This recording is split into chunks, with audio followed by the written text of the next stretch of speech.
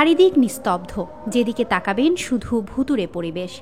মনে হতে পারে এটি মধ্যযুগীয় কোনো ভুতুড়ে বাড়ি, অথচ এটি বগুড়া সুইমিং পুল কমপ্লেক্স।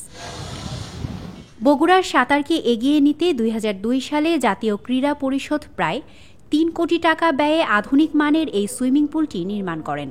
২০০৪ সালে জাতীয় সাঁতার প্রতিযোগিতা অনুষ্ঠিত হয়।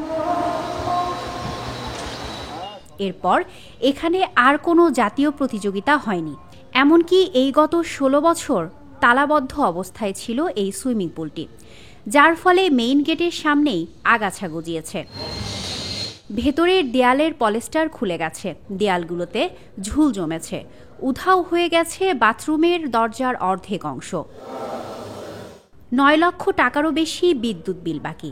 এছাড়া সমস্যায় জর্জরিত ৮ লেন বিশিষ্ট ও ৫০ মিটার দৈর্ঘ্য এই সুইমিং পুলে নেই কোনো ফিল্টার মেশিন ও সাকার মেশিন।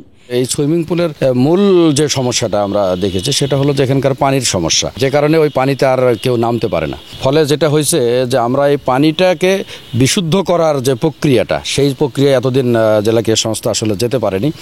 কারণ হচ্ছে যে বিশেষজ্ঞরা যে মতটা দিয়েছেন যে এখানে এই পানির ঠিক রাখতে গেলে সাকার মেশিন প্রয়োজন, আর সেটা অনেক ব্যয়বহুল। সেটার জন্য বারবার এনএসসিতে আবেদন জানানো হয়েছে অতীতে, কিন্তু সেখান থেকে আসলে সাড়া পাওয়া যায়নি। আর এখানে লোকালি এত টাকা ম্যানেজ করে আসলে এটা চালু করার সুযোগ হয়নি।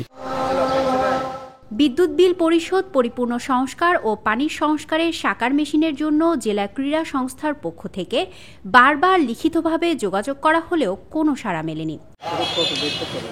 গত ১ ফেব্রুয়ারি বগুড়া শহীদ চান্দু স্টেডিয়াম ও জেলা সুইমিং পুল পরিদর্শন করেছেন যুব ও ক্রীড়া মন্ত্রণালয়ের যুগ্ম সচিব এবং তার দপ্তর থেকে এখানে সহায়তার আশাও প্রদান করেন। আমাদের সচিব স্যার আছেন, ওনাকে আমি অবহিত করব এবং আমাদের যে জাতীয় ক্রীড়া পরিষদ রয়েছে, আমাদের অধীনস্থ সংস্থা, তাদেরকে আমরা বিষয়টা জানাবো যাতে এটার বিষয়ে দ্রুত পদক্ষেপ নেওয়া হয়। হ্যাঁ, এবং আমরা আশা করি যে একটু ভালো কিছু হবে বগুড়ার জন্য।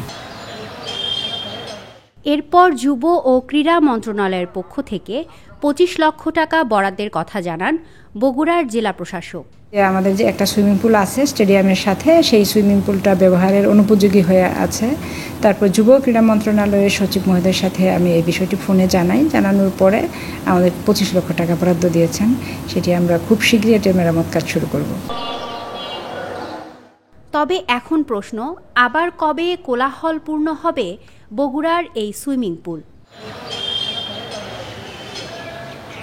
স্মৃতি সঞ্চয়িতা অর্থী, দৈনিক করতোয়া।